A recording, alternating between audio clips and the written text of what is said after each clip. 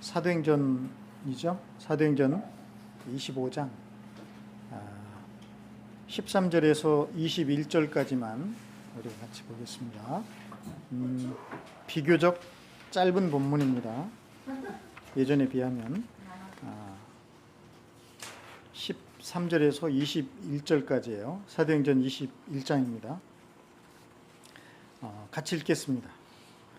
며칠이 지난 뒤에 아그리빠 왕과 버니게가 베스도에게 인사하려고 가이사랴에 왔다. 그들이 거기서 여러 날 지내는 동안에 베스도는 바울에 대한 고발 사건을 왕 앞에 내놓고 말하였다. 벨릭스가 가두어둔 사람이 하나 있는데 내가 예루살렘에 갔을 때 유대 사람의 대제사장들과 장로들이 그를 고발하여 유죄 판결을 청하였습니다. 나는 그들에게 대답하기를 로마 사람의 권례로서는 피고가 원고를 직접 대면해서 그 고발한 내용에 대하여 변호할 기회를 가지기 전에는 그 사람을 넘겨주는 일이 없다고 하였습니다. 그래서 그들이 여기에 함께 왔으므로 나는 조금도 지체하지 않고 그 다음 날 재판석에 앉아서 그 사람을 불러오게 하였습니다. 원고들이 일어나서 그를 고발할 죄목을 늘어놓았지만 내가 짐작한 그런 악한 일은 하나도 없었습니다. 그들이 그와 맞서서 싸우는 몇몇 문제점은 자기네 종교와 또 예수라는 어떤 죽은 이에 관한 일인데 바울은 그가 살아있다고 주장하였습니다.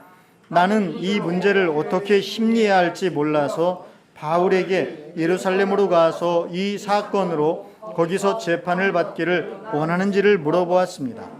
그러나 바울이 황제의 판결을 받도록 그대로 갇혀있게 하여 달라고 호소하므로 내가 그를 황제에게 보낼 때까지 그를 가두어 두라고 명령하였습니다. 아멘. 네.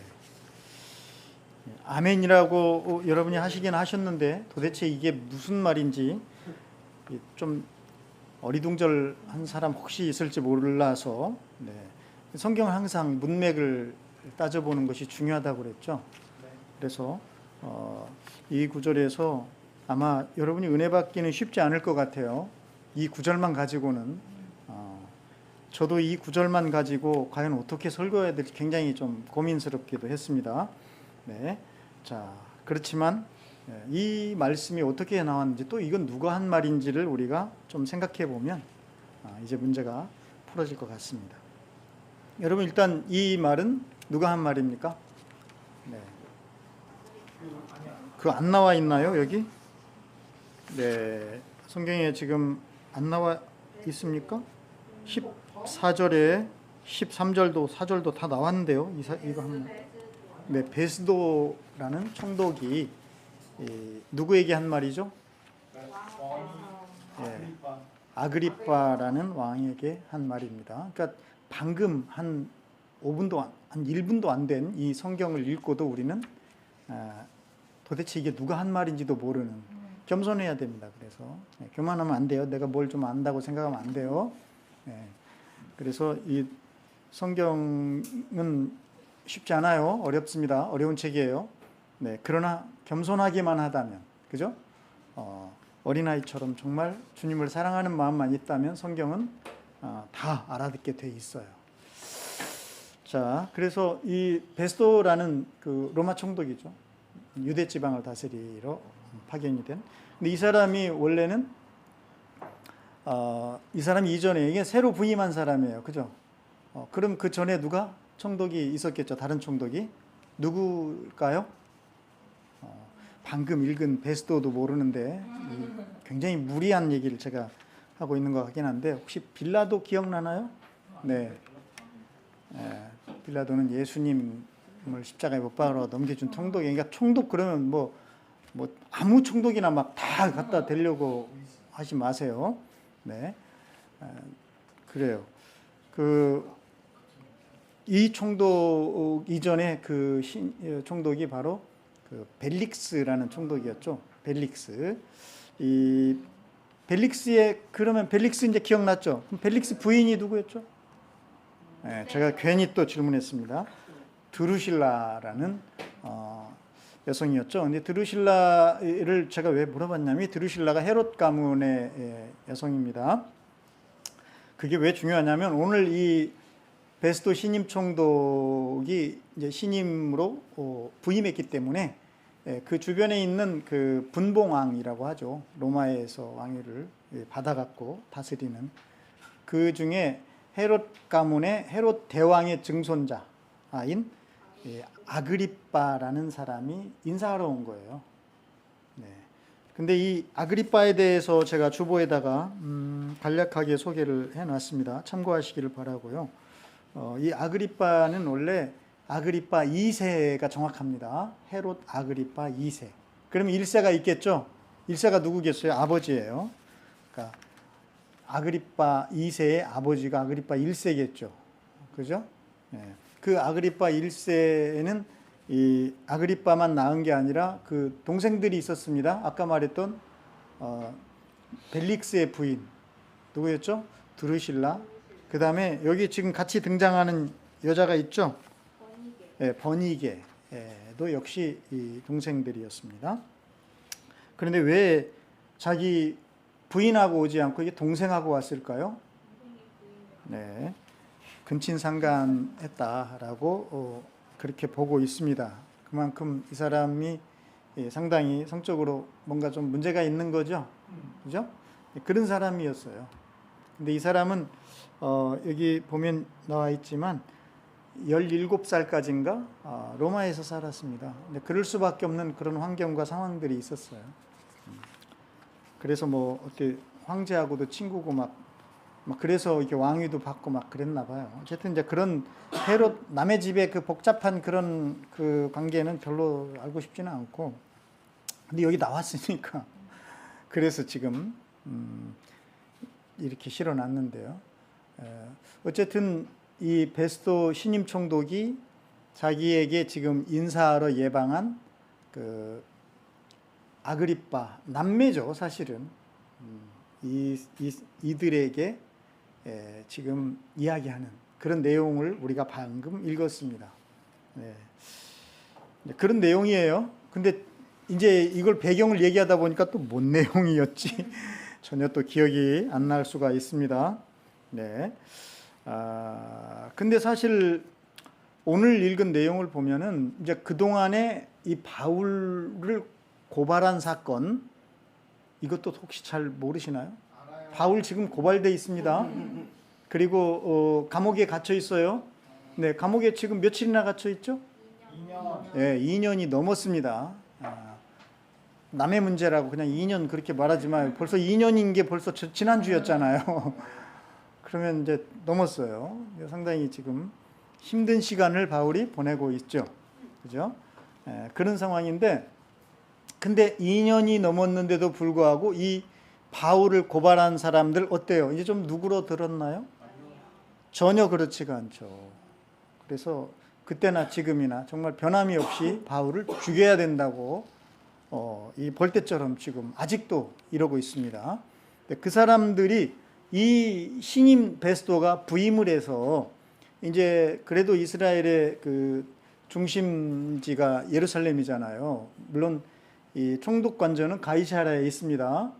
교통이 좋은 가이사랴에. 근데 예루살렘에 이제 인사하러 자기가 부임했으니까 이제 거기도 동태도 파악하고 뭐 이리로 갔겠죠. 근데 거기에 이제 유대의 아주 지도자급들을 만났지 않겠습니까? 근데 이 사람들이 하나같이 얘기하는 게 뭐였습니까? 바울 사건이었어요. 바울. 그러니까 이 신임 총독이 부임해가지고 가장 중요한 첫 번째 사건을 처리해야 되는데 그게 바울 재판이 될 그럴 상황이 돼버린 겁니다. 그만큼 그 유대 사람들은 이 바울을 죽이기에 혈안이 되어 있는 여전히 그런 상황이었죠. 심지어는 이 베스도 총독한테 이제 신임이니까 뭐 사정 잘 모르겠지 하고 슬쩍이 아니에요. 굉장히 요청을 한 걸로 되어 있습니다. 바울을 어때요? 예루살렘에 데리고 와서 재판을 받게끔 해달라. 또 가이사랴에서 재판하지 말고. 왜냐하면 여기에 뭐 예루살렘이 중심부잖아요. 이스라엘에. 네, 그렇게 이제 요청을 막 합니다. 근데 웬일인지 베스도가 거기 안 속아 넘어가요. 아마 기싸움에서 밀리면 안 된다 이것들한테. 처음 내가 부임했는데 이것들이 해달라는 대로 다 해주면 안 되지. 내가 막 먹히지. 그렇게 했는지는 몰라도 어쨌든 일단 아주 부드럽게 거절을 하고 그들을 내려오게 합니다. 가이사랴로. 그래서 거기서 이제 재판을 하는 걸로. 근데 이 유대인들이 그렇게 했을 때는 계략이 있었잖아요. 그죠? 바울을 죽일 사람을 매복시켜 놓고 이제 바울을 호송할 때 죽이려고 했다는 거 아닙니까? 굉장히 끔찍한 일이죠. 심각한 일입니다. 그런 거예요.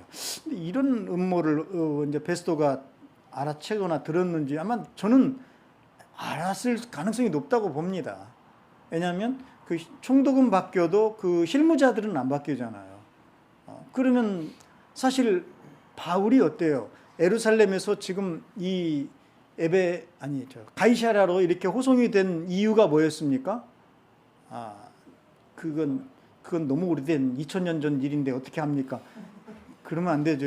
제가 한 2주 전인가 설교를 했었는데 그 이유가 뭐였어요? 아까 그겁니다. 바울을 죽이려고 했잖아요. 매복해가지고.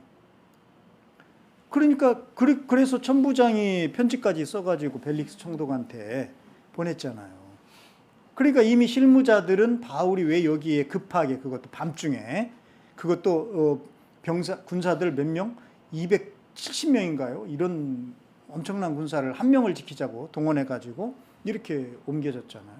이런 일이 있었는데 총독이 그런 거 파악을 못했을까? 그건 아닐 것 같은데. 왜냐하면 온 유대인들이 거의 일어나서 막 바울을 죽이려고 하는 이런 상황이잖아요. 자, 어쨌든 뭐 그런 것도 있었는지는 모르겠어요. 그래서 바울을 일단 안전하게 보호한 상태로 재판을 했죠.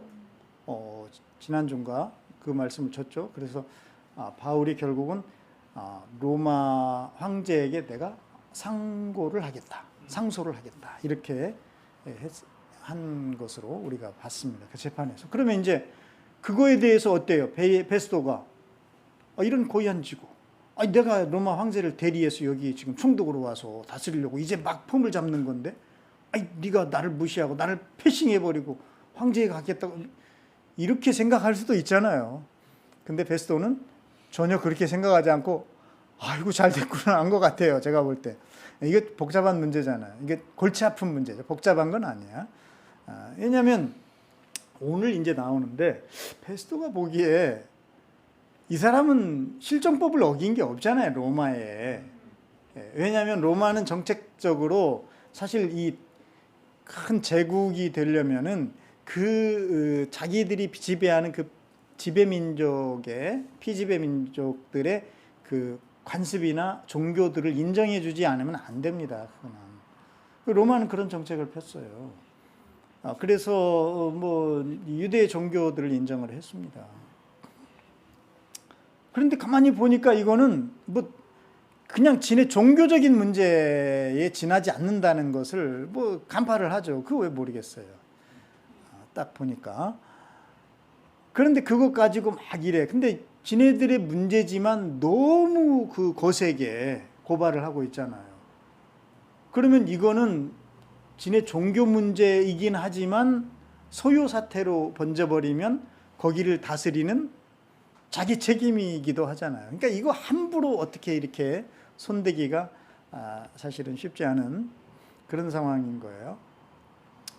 그랬는데 마침 바울이 로마 시민권자라고 하고 그리고 이제 여기 재판이 아니라 자기는 황제의 재판을 직접 받겠다라고 상고를 해버리는 상황이니까 베스도로서는 한편으로 좀 잘 됐다. 그래서 배심원들하고 대강케 협의를 하고 그렇게 해주겠다고 딱 했습니다. 문제 된 거잖아요. 사건은 종결이 된 겁니다. 그죠? 이렇게 된 거예요. 자, 그랬는데 그러면 이제 배편이나 뭐 이런 걸 알아봐 가지고 바울을 로마로 보내면 되는데 근데 오늘 사건이 일어납니다. 바로 아그리빠 왕이 예방하러 온 거예요. 그리고 그 아그리빠 왕에게 이 베스토가 그동안 있었던 이 재판 과정에 대해서 경과보고하는 식으로 이야기를 하고 있습니다. 그러니까 왜 그랬을까? 이미 결론이 났는데 왜 이렇게 했을까? 근데 그 이유는 오늘 다 하면 또 너무 길어지니까 그 다음 주에 하겠습니다. 그러니까 오늘은 어쨌든 그 경과보고를 하고 있는 그 장면까지 여기까지만 제가 보려고 하는데 그 장면에서 뭔가 우리가 좀 그냥 지나치기 어렵겠다라는 그런 부분이 보였습니다. 20절입니다. 같이 한번 읽어볼까요? 나는 이 문제를 어떻게 심리해야 할지 몰라서 바울에게 예루살렘으로 가서 이 사건으로 거기서 재판을 받기 원하는지를 물어보았습니다. 네. 베스도는 이 문제를 어떻게 심리해야 할지를 모르겠다. 그렇게 지금 말하고 있어요. 그래서 아마 다음 주에 할 얘기인데 이제 미리 조금 얘기를 하면은 이 아그리빠 왕이 뭔가 도움을 받고 싶은 지금 그런 상황인 것 같아요. 왜냐하면 아그리빠는 어쨌든 완전히 유대인은 아니지만 그 피는 좀 섞였습니다. 그렇지만 이 사람은 유대 종교 문제에 있어서 정통하고 잘 알고 있고 또 로마에서 그 왕에게 대제사장을 임명하는 권한까지 부여를 합니다. 그러니까 이제 뭐 종교에 대해서 잘 알 수밖에 없고 그 인물들도 잘 알겠죠. 주변 그런 상황이기 때문에 혹시 이 사람에게 무슨 도움을 받을까마. 근데 이미 다 결론을 났는데도 불구하고 그래서 여기 표현이 이 문제를 어떻게 심리해야 할지 몰랐다라고 얘기하고 있어요. 근데 사실 이 대목은 이미 지난주에 우리가 살펴봤을 때하고 뭔가 달라요. 지난주에는 9절에 이렇게 되어 있습니다. 그러나 베스도는 유대 사람의 환심을 사고자 하여 바울에게 묻기를 그대는 예루살렘으로 올라가서 이 사건에 대하여 내 앞에서 재판을 받고 싶지 않소 하였다. 이렇게 되어 있습니다. 그러니까 오늘 그 아그리빠 왕에게는 이 문제를 어떻게 심리할지 몰라서 내가 바울에게 예루살렘에 가서 재판받고 싶지 않소? 이렇게 물어봤다는 거예요. 근데 9절에서는 뭐라고요? 유대인들의 환심을 사기 위해서 그런 걸로 돼 있잖아요. 그러니까 아그리빠도 어쨌든 유대 이쪽 민족들의 리더급이니까 이 사람의 환심도 살려고 지금 이렇게 말하나 그런 생각이 들기도 하지만 분명한 건 그런 것 같아요. 베스도는 어쨌든 이 문제에 대해서 상당히 난감하게 생각하고 있는 것 같다라는 것을 읽을 수가 있을 것 같습니다. 그래서 바울이 막 거기에 막 반발을 하잖아요. 그러면 안 된다고. 이런 말을 할 때 그걸 또 들어주죠. 자, 그런데 이 베스도가 이 바울 사건을 어떻게 지금 파악하고 있는가를 오늘 말씀을 보면은 알 수가 있습니다. 제가 아까 얘기했어요. 조금 18절입니다. 같이 이것도 한번 읽어볼까요? 시작. 그를 고발할 죄목을 늘어놓았지만 내가 짐작한 그런 악한 일은 하나도 없었습니다. 이제 이게 그겁니다. 로마의 법을 어기는 어떤 그런 문제는 전혀 아니라는 거예요. 물론 이 바울이 로마에도 엄청나게 문제가 있는 그런 사람이라고 고발을 했겠죠. 하지만 뭐가 없어? 증거가 없어. 뭐 증거도 없이 무슨 말인들 못해. 그잖아요. 그런데 재판하는 입장에서는 이건 정확한 재판을 해야 된다면 따져봐야 되니까 이건 일단 안 받아들여진 것 같아요. 19절.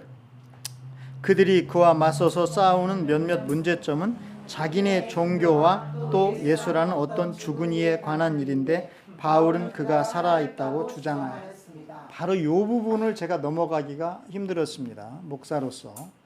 제가 목사가 아니면 뭐 그냥 넘어갔을 것 같아요.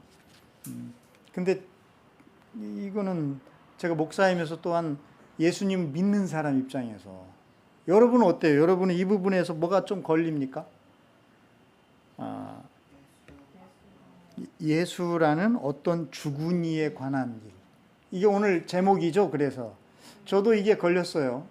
예수라는 어떤 죽은 이에 관한 일. 그러니까 이 베스도라는 그 당시 사실 로마의 최고위층이잖아요. 로마는 그 당시 세계의 중심입니다. 그래서 모든 길은 로마로 내려고 그 도로공사에서 굉장히 힘을 썼던 그런 나라예요. 그래서 로마의 도로 아직도 남아 있어요. 그죠? 남아 있습니다. 로마 도로 굉장히 잘 닦았다고 그럽니다. 예, 로마 도로 진짜 있어요. 안 가봐서 모르겠지만 있습니다. 자, 근데 어쨌든 이 로마의 모든 도로 얘기가 나와가지고 내가 왜 거기를 근데 이 사람의 최고 로마의 최고의 엘리트이면서 공직자잖아요. 그 사람이 인식하기에 예수님 바울이라는 사람이 어떤 사람이라고 되어 있습니까? 이 바울 사건은 자기네 종교 싸움이다 이렇게 인식하고 있는 거예요. 아까도 얘기했지만 로마는 식민지의 종교에 대해서 관용을 하고 있잖아요. 그러니까 이건 뭐 죄가 되는 거 아니야. 지네들끼리 종교 문제 갖고 싸우는 거에 대해서는 뭐 죄는 아니에요. 종교 싸움으로 보고 있는 겁니다, 이거를. 근데 그 중에 특히 핵심적으로 그가 지금 보고 있는 지점이 이거예요. 그죠? 뭡니까? 예수라는 어떤 죽은 이에 관한 일. 이겁니다. 자, 그러면 여기서 이 베스도가 생각하기에, 그 당시 로마의 최고위층이 생각하기에 예수라는 어떤 죽은 이에 관한 일. 어때요? 예수님에 대해서 이 사람 관심이 있는 것 같아요? 없는 것 같아요? 없는 것 같아요. 네. 거의 사실 관심이 없어요, 사실은. 그래서 우리는 예수님 그리고 사실 예수님이 이렇게 이 세상에 영향력을 끼칠지 이때는 몰랐겠지. 그죠? 감히 몰랐겠지.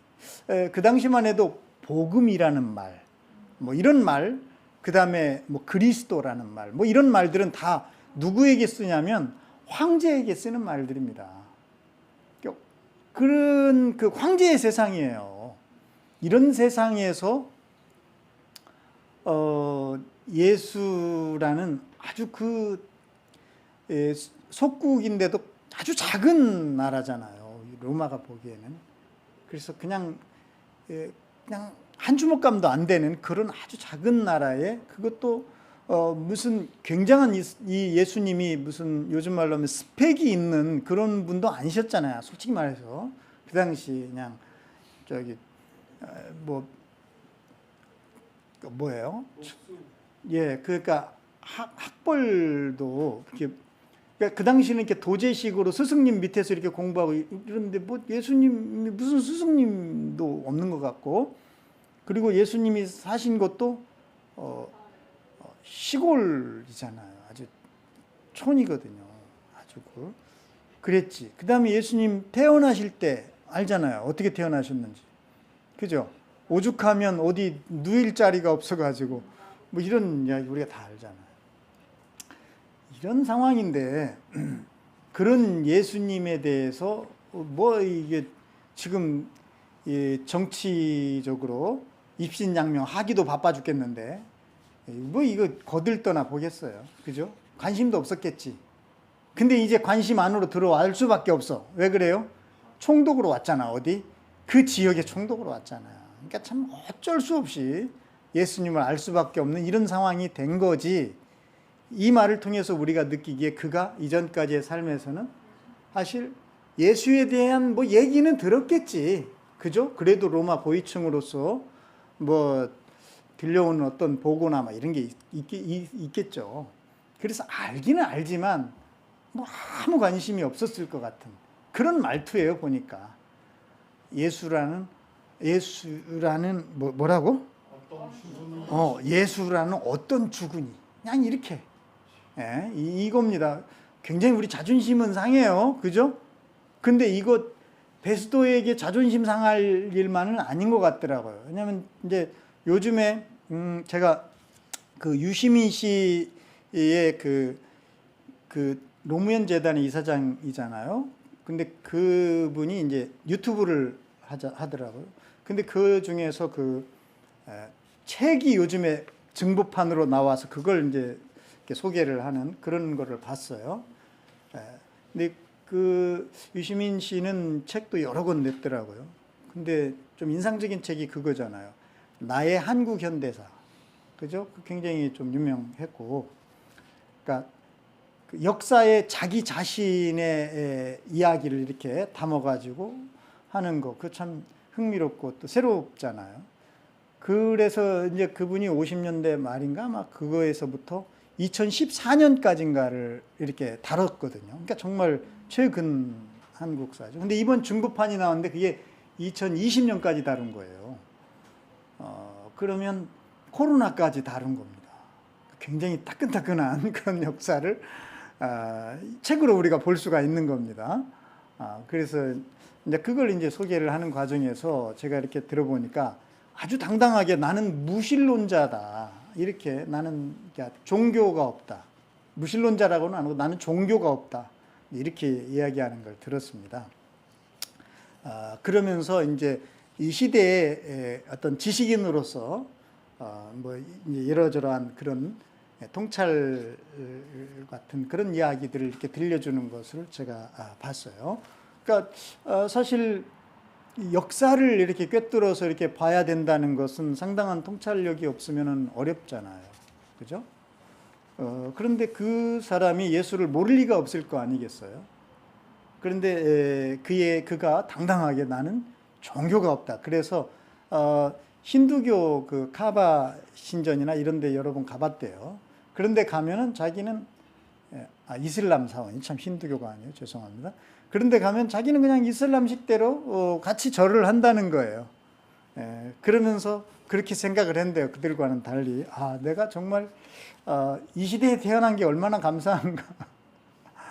그러니까 종교라는 것을 하나의 어떤 억압하는 인간의 그 뭔가를 이렇게 이제 아직도 인식을 하게 하더라고요. 근데 지식인들은 이제 그렇게 볼 수 있죠.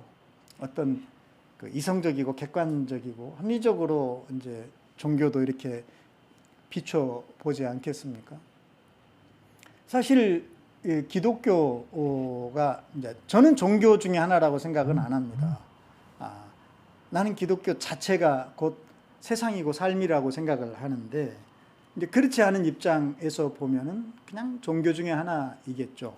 그리고 굉장히 어떤 편협하고 편견에 갇힐 수가 있겠죠. 그리고 너무 주관적일 수 있고 그러나 사실 기독교는 주관적이어야 합니다. 주관적이지 않을 수가 없고요. 복음이라는 것이 사실은 주관적이거든요. 내가 경험하고 내가 체험했기 때문에 이게 복음이 되는 거잖아요. 내가 경험해 보지도 않은 것을 복음이라고 전할 수는 없거든요. 그래서 이 시대, 바울 시대의 베스도와 뭐 유시민 씨가 일치하진 않지만 어쨌든 이제 당대의 어떤 엘리트 계층 또 상당히 최상위 어떤 그룹에 속한다고 그런 교육적인 혜택이나 모든 혜택을 받은 사람들이라는 점에서는 뭔가가 공통점이 있을 것 같다. 그리고 그들이 이제 바라보는 그 기독교, 특히 예수에 대한 그런 생각들은 2000년 전의 그런 지식인이나 지금이나 거의 변화가 없는 것 같다. 거의 같구나라는 거를 저는 생각을 해봤어요. 네. 자, 이런 환경 속에서 우리도 살고 있고 바울도 역시 살았던 거죠. 더했으면 더했지. 그 당시는 황제의 나라, 황제의 복음이 지배하는 세상이었잖아요. 지금은 이제 다양한 어떤 그런 주의나 주장이 나와 있는 이런 사회이기도 하지만, 자, 그런 속에서 바울은 복음을 전했구나 라고 생각하니까 이 뭔가 좀 새로운 겁니다. 자, 어쨌든 이런 인식을 갖고 있는 그 베스도 총독. 그런데 그 다음 말이 좀 흥미로웠어요. 저는 뭐라고 했냐면 죽은 이에 관한 일인데 하고 그 다음 뭐라고 되어 있죠? 바울은 그가 살아있다고 주장하였습니다. 여러분, 우리는 예수 그리스도를 생명의 구세주라고 믿습니다. 그렇죠? 그러니까 예수님이 생명을 우리에게 주시지 않았다면 우리는 어떤 존재인가? 어떻게 되는가? 어떤 삶을 살 것인가? 이런 거를 우리는 생각하고 삽니다. 그래서 예수님은 곧 생명 자체이시잖아요. 자, 그런 예수님에 대해서 그가 로마의 최상위 계층일지라도, 그리고 예수님의 그 태어나서 활동하셨던 그곳을 다스리는 그런 총독일지라도 그가 예수님, 이 생명이신 예수님을 모르거나 알아도 무관심했다?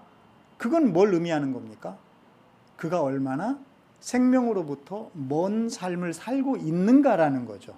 우리가 보기에는 그래요. 유시민 씨가 생각하기에는 그러지 않을지라도, 베스도가 생각하기에는 그러지 않을지라도, 우리가 보기에는 그는 뭐 엄청난 인생을 살았겠죠. 유시민 씨든 제가 특정 분을 거론해서 그렇지만 이제 유시민 씨가 하나의 어떤 대표성을 띈다고 봅니다. 베스도 역시 마찬가지고 굉장한 삶을 살았겠죠. 그 정도의 위치에 올라가려면. 그러지 않겠어요? 아마 어쩌면 뭐 굉장히 좋은 집안에서도 태어나야 했을지도 모르고요. 전 잘 모르겠습니다만. 그래서 사실 좀 특별한 삶으로 인생이 이렇게 가꿔졌을 거예요. 자, 그렇지만 아무리 특별하고 아무리 최상위의 어떤 그런 삶을 살아왔을지라도 그는 예수에 대한 그의 이해도나 예수에 대한 그의 관심도를 보니까 그는 생명으로부터는 상당히 멀리 살았던 사람이다. 생명으로부터는 멀리 있구나. 이렇게 아주 단순하게 그의 인생이 보인다는 거예요. 참 이런 시각 굉장합니다. 사실은요. 여러분 세상에 나가면 이런 시각으로 사람을 보기 굉장히 어렵습니다. 왜냐하면 그가 가지고 있는 능력이나 막 이런 것으로 우리는 그를 바라볼 수밖에 없도록 이 세상은 만들어 놨어요. 구조 자체가 그렇습니다. 그런데 그런 세상에 굉장히 다른 관점을 이게 주고 있는 겁니다. 기독교가. 그게 바로 이 과연 진정한 생명을 가지고 살고 있느냐. 나는 살고 있다고 생각하는데 네가 사는 그 삶은 진짜냐, 이런 거를 굉장히 단순하게 볼 수가 있고 생각해 볼 수가 있게끔 만드는 거예요. 왜냐하면 예수님이 내가 길이고 진리고 생명이라고 하셨기 때문에, 그리고 우리는 그 예수님을 그렇게 믿고 받아들이기 때문에, 그리고 그 생명으로 우리가 충만한 삶을 살고 있다고 믿기 때문에 그런 겁니다. 네. 그러므로 여러분, 사실 우리가 어떤 복음을 전하기 전에 먼저 진리요 생명이신 길이신 그 예수님으로 정말 풍성한 삶을 사는 것이 우리의 권리이자 의무예요. 이런 삶을 우리가 정말 살도록 우리는 구원받고 부름받은 겁니다. 우린 정말 특별한 존재로, 이제 이 사람이 특별한 게 아니라 유시민 씨가 특별한, 또는 그 비슷한 지식인들과 부류가 특별한 것이 아니라 정말 이제 우리는 특별한 사람들로 부르심을 받은 겁니다. 진리와 생명과 그리고 길에 대해서 이제 우리는 다 알지는 몰라도 이제 그 길이요 진리요 생명이신 그분을 우리가 믿게 되었고 그분을 알게 된 삶을 우리가 살게 된 거예요. 유시민 씨가 이제 그 얘기도 했습니다. 진리. 연세대에 가면은 큰 돌에다가 그렇죠. 진리가 자유케 하리라. 뭐 이렇게 아마 써 있는 거, 그렇게 써 있다고 그래요. 저도 본 기억은 있는데 정확한지는 모르겠습니다. 진리가 자유케 하리라. 그런데 유시민 씨는 진리가 자유케 하는 것 같지는 않다라고 얘기하더라고요. 진리가 자유케 하는 게 아니라 아는 것이, 깨달음이 자유케 하는 것 같더라. 이렇게 얘기를 하더라고요. 그럴 수 있겠습니다. 그분의 입장에서는. 그러나 그 앞구절을 볼 때 이야기는 조금 달라지겠죠. 그죠? 진리가 자유케 한다라고만 되어 있지 않죠. 진리가 누구인가를 그 앞에서는 얘기하고 있습니다. 그죠? 그리고 그 진리는 막연하게 우리가 진리라고 받아들인 어떤 그 개념이나 정의가 아니라 진리는 바로 생명이고 길이신 예수 그리스도인 것을 이야기를 하고 있습니다. 그러니까 그런 맥락을 다 무시해버리고 그 명제, 진리가 자유케 한다는 것만 가지고 얘기하면은 그 말도 맞을 수는 있습니다. 하지만 그 말에 무엇이 문제가 있는지를 우리는 알고 있고, 알고 있는 게 그렇게 중요한 것 같지도 않아요, 보니까. 왜냐하면 유시민 씨의 그 말이 훨씬 더 설득력이 있고 유튜브의 상에서 훨씬 더 조회수도 많습니다, 제 설교보다. 그러면 어떻게 해야 되냐? 살아내는 거예요. 정말 사는 겁니다. 그래서 기독교는 종교가 아니고 사는 거예요. 삶을 사는 겁니다. 그러니까 삶을 사는 것보다 더 강력한 기도가 없다고 제가 지난주에 얘기했던 것 같습니다. 여러분 시간을 내서 기도해야 됩니다. 그러나 여러분 정말 여러분에게 주어진 삶을 사는 것이 기도가 되게 하는 것만큼 더 강력한 기도가 있을까? 예수 그리스도를 믿음으로 이제 우리는 그분의 그 죄 씻음의 은혜로 우리는 의인이 된 사람으로 변화가 됐어요. 새롭게 지음받았어요. 이제 우리는 옛날에 죄의식 속에 사는 것이 아니라 이제는 죄로부터 자유한 자, 죄와 사망의 법에서 해방된 자의 바로 그 삶을 사는 거예요. 이렇게 사는 것이 맨날 죄 짓고 와서 주여 용서해 주소서 하고 회개하는 것보다 나는 훨씬 더 강력한 기도라고 봅니다. 그것이 정말 중요한 거죠. 그렇듯이 오늘 이 베스도가 생각하고 있는 그 유대라는 작은 나라 식민지에 그 나라의 그 종교 다툼, 그 중에서도 그 예수라는 죽은 이 이미 죽었어요. 그러니까 이 베스도의 사고 속에서 예수는 죽은 자일 뿐이에요. 그리고 그의 이름조차도 별로 관심이 없는 어떤 그냥 죽은 사람으로 이렇게 그는 그냥 취급하고 넘어가. 그러니까 그의 어떤 그 머릿속의 방 안에 그렇게 저장되어 있는 거죠, 예수님은. 그리고 이 시대의 많은 지식인 혹은 이 시대의 많은 그 지도급 최상위층의 생활을 하는 사람들 속에도 그렇게 예수가 아마 저장되어 있을 가능성이 높아 보입니다. 정말 남부럽지 않게 살고들 있어 보이니까요. 그죠? 그리고 그런 일들만으로도 굉장히 바쁘잖아요. 사는 게. 그런 상황입니다. 자, 그런데 아까 그 말이 저는 흥미롭다고 그랬습니다. 바울이라는 사람만은 뭐라고 얘기하고 있다는 거예요? 그가 살아있다. 현재형이잖아. 살아있다. 예수님이 살아있다라고 주장을 하고 있다는 거예요. 여러분, 이거는 굉장히 놀라운 이야기입니다. 왜냐하면 지금까지 자기는 그냥 자기가 알고 있는, 베스토가 알고 있는 예수는 그냥 죽은 예수예요. 그러니까 죽은 채로 그냥 저장돼 있는 겁니다. 자, 그러면 우리가 아까 살펴봤듯이 예수님은 우리가 믿기에 길이고 진리고 생명인데 그분이 그의 메모리 속에는 죽었어. 그럼 길이요 진리요 생명과 그가 얼마나 먼 삶을 살아왔는가라고 했죠. 자, 그런데 바울이라는 사람이 예수가 아직도 살아있다라고 증거하고 있다는 거예요. 그러면 그 말을 지금 자기가 듣고 있는 거잖아요. 이게 지금 뭐죠? 복음을 듣고 있는 거잖아요. 그죠? 그래서 이거는 베스도의 인생의 가장 중요한 순간이다라고 저는 깨달음이 왔습니다. 그렇겠죠? 그죠? 그의 인생을 역전시키고 바꿀 수 있는 가장 중요한 순간이 뭐냐? 예수님이 살아계시다라는 소식을 듣는 바로 그 시간인 거예요. 그는 모르겠죠. 그죠? 지금 모른 것 같아요, 아직도. 하지만 우리가 보기에 바로 그 시간이 정말 중요한 인생의 순간이라는 것을 우리는 알고 있습니다. 그렇죠?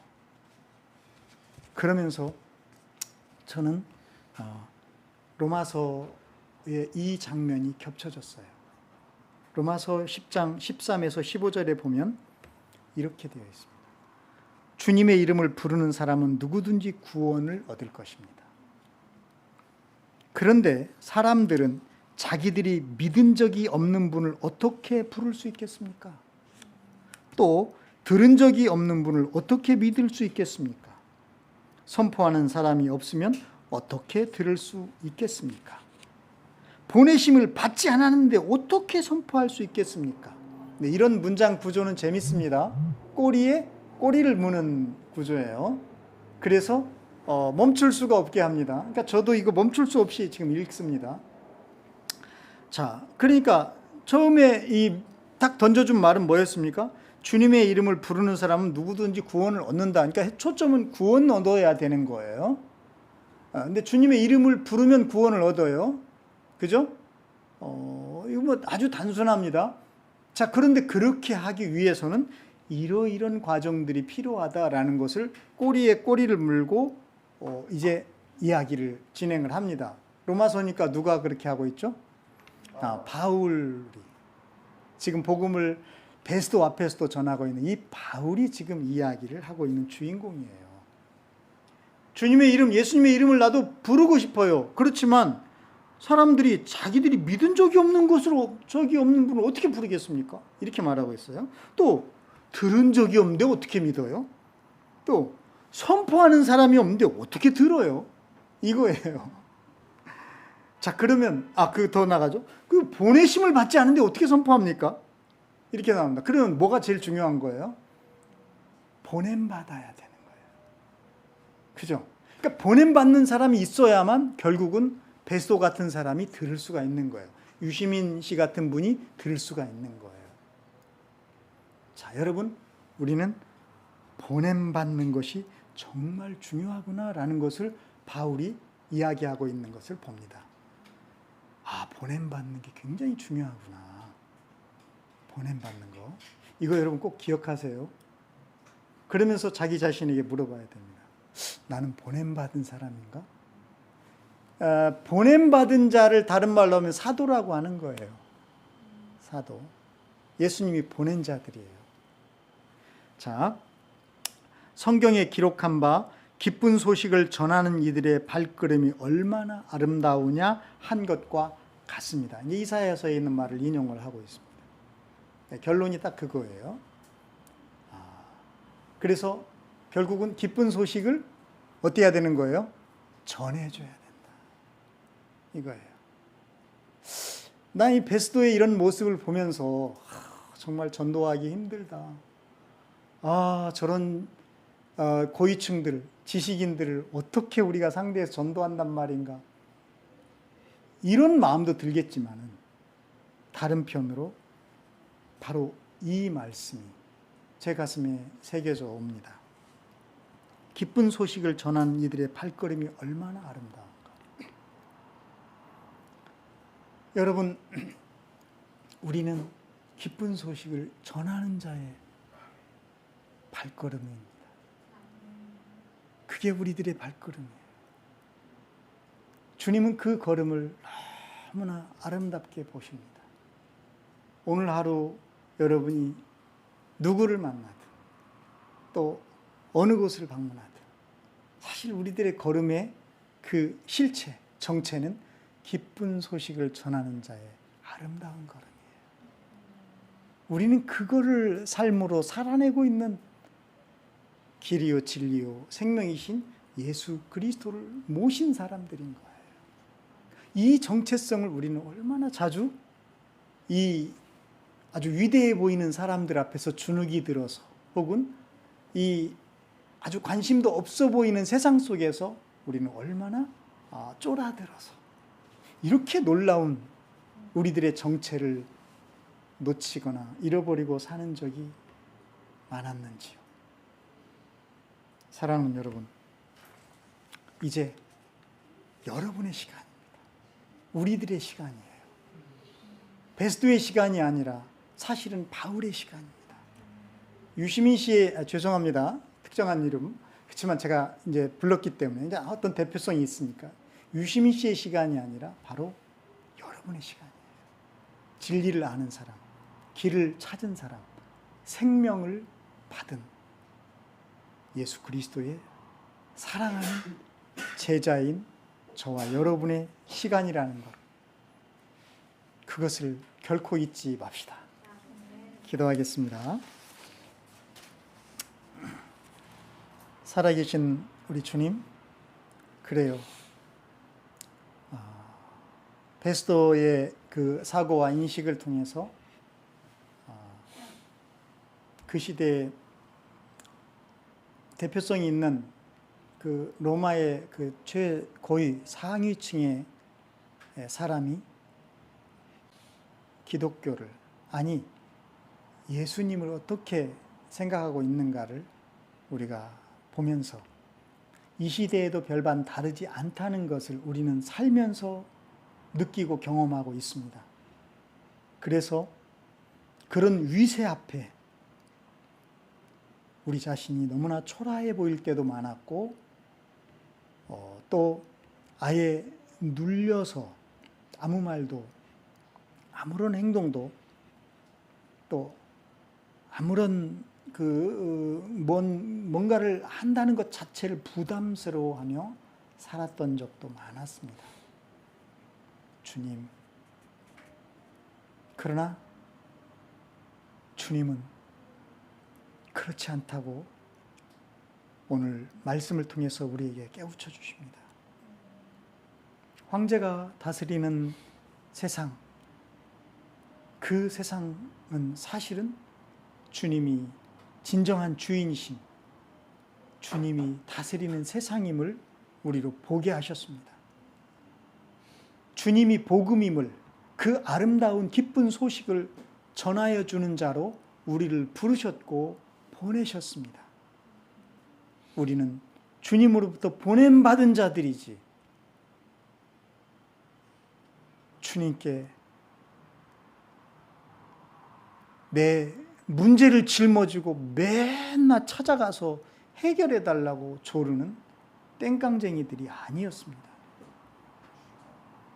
주님, 우리를 이처럼 놀라운 자로 회복시켜 놓으시고 또 우리와 함께 하시며 보냄받은 자의 삶을 살 수 있도록 이미 주님께서는 우리에게 권세와 능력을 허락해 주셨습니다. 이제 그 삶을 살아내는 아름다운 걸음이 다 되게 하여 주시옵소서. 예수님 이름으로 기도합니다.